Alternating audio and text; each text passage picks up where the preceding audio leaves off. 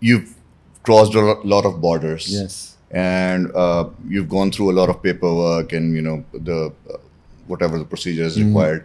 How was your experience with the authorities here in Pakistan when you were crossing the border? Was the process swift? Yeah. Was it? Did Did you find any trouble? This is a really nice question because there is really something specific about Pakistan in terms of border crossing. You know, as I told you before, I traveled to more than 50 countries. You just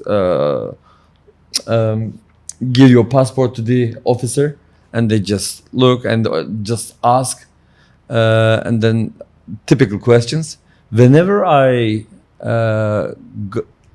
did like 3 times border crossing in Pakistan, coming here, going to India, coming back from India, and whenever they say, "Oh, are you from Turkey?" So you feel the strong connections from the past, not with that officer and you, between the two countries. So whenever they see that I am Turkish and I'm Muslim, so the whole attitude immediately changes from official interaction to the friendship. So this is really amazing for me. This is really nice.